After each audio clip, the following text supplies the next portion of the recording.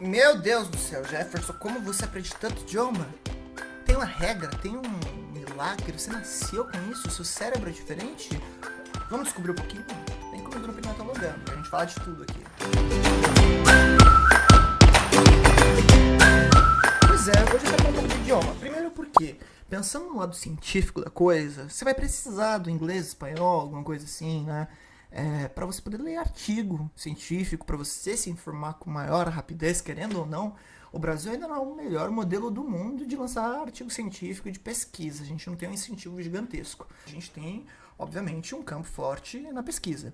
Mas o que eu estou querendo me referir aqui é a questão de você ter acesso a outros documentos em outros idiomas. Grande facilidade, hoje você tem um tradutor, então você pega um documento, coloca no tradutor e já era. Cara, eu vou ser muito sincero com você, eu vou ser bem imparcial nisso. Eu acho que é uma delícia você conseguir compreender o outro a partir do pensamento do outro. Existem algumas teorias linguísticas, algumas hipóteses, né, sobre o olhar do outro a partir do próprio idioma. Isso envolve coisas boas, coisas ruins, preconceitos e também construções sociais e antropológicas que a gente pode falar. Talvez o que sirva pra mim não sirva pra você. Tô falando da minha experiência. Se servir pra você, aproveita. Vamos começar. Toda vez que eu vou dar uma aula pra uma pessoa, eu sempre tenho a primeira... Gente, tô dando essa aula de graça pra vocês, tá? Eu tenho uma regrinha. Se existe isso, alguém já me fala, porque devia ter patenteado. Eu odeio falar assim, eu tenho um método inovador, porque eu não acho que ninguém tem um método inovador. Mas eu uso um tal de um método pra organizar o meu pensamento. Como seres humanos, é muito bom isso. Isso ajudou a gente, né, a chegar até onde a gente chegou na evolução. E aí, dentro da questão do meu aprendizado de idiomas, que eu já falei um pouco aqui como é que foi, né, o que eu aprendi primeiro e tal, eu uso um sistema triangular, vamos falar assim. Porque eu acho que deixa você visualizar um pouco melhor. Em um triângulo, a gente tem 3 pontas, que bom, né, 3 ângulos. Eu gosto de considerar que um idioma qualquer, eu estou generalizando. Ele tem estruturas, gramática. Ele tem léxico, palavras, expressões. E ele tem cara de pau, exposição ao idioma. E eu vejo que quando a gente aprende um idioma, a gente tem um quadro comum, né, de referência de idiomas. Geralmente no A1 e no A2 você vê um crescimento muito exponencial e depois você vê um platô, né? Eu vejo que no A1 e no A2 vem muito de dedicação, a exposição, enfim. Sempre vai existir esse triângulo. Talvez vai ter alguns momentos da vida, em qualquer nível, que você vai ter que focar mais em alguma coisa. Odeio escola que fala, a gente ia focar em conversação. Que estigma com a gramática, gente. Senta a bunda na cadeira, vai estudar gramática. Ai, é chato. Chato é você que não quer aceitar isso, aceita a realidade. Mano, se você for aprender russo sem aprender gramática, você não vai aprender russo. Ai, Jefferson, eu consegui, parabéns. Mostra que faz um vídeo, ensina como, eu quero saber também que eu tô sofrendo.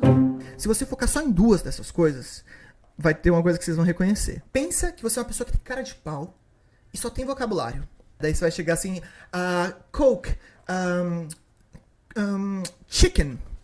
Se você tem estrutura bastante, né, até assim, cara de pau e não tem vocabulário, você vai ser aquela pessoa que vai chegar lá pra pedir alguma coisa e falar, I would like, please, me gostaria, por favor, E se você não tiver cara de pau e tiver os outros 2, cara, capaz de ser... É o tal do instrumental, né? Que eu não gosto também. Vai saber escrever bem até, ler bem, saber mandar um e-mail.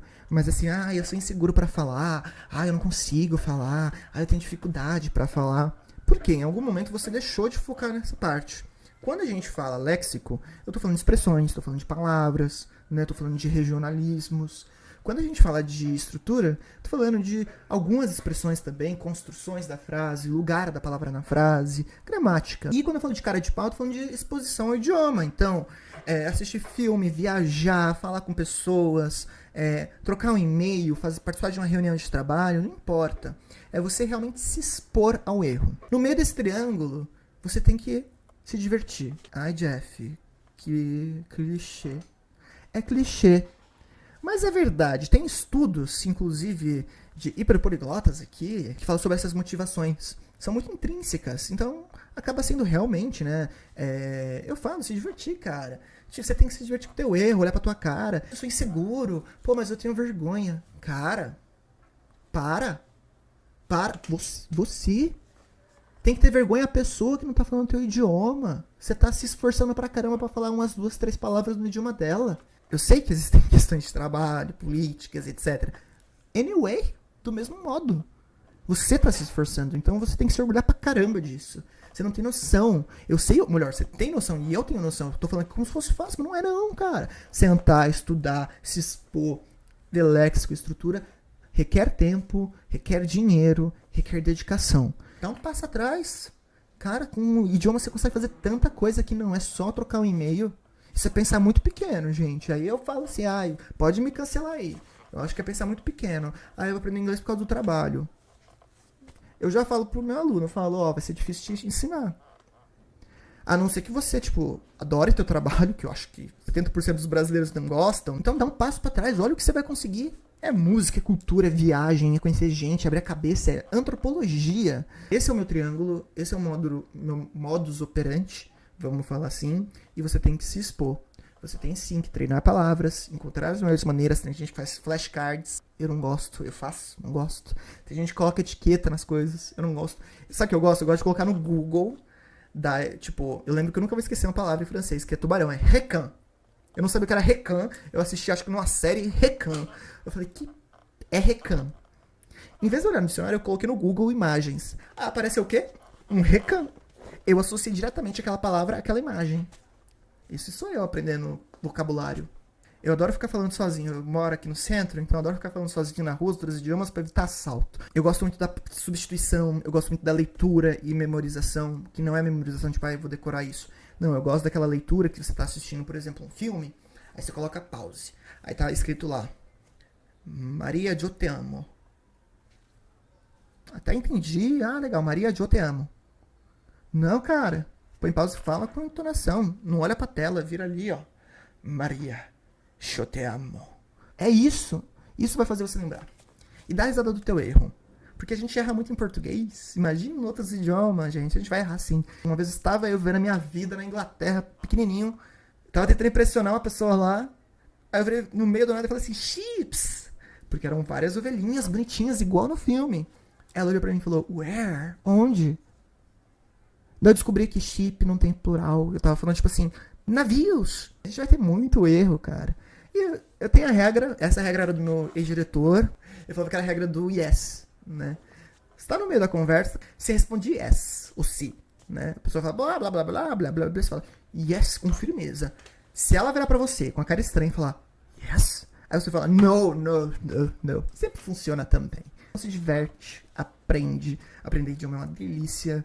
Só vai abrir teus horizontes. Vai ajudar você, sim, a ter contato com uma literatura científica mais vasta. Um beijo.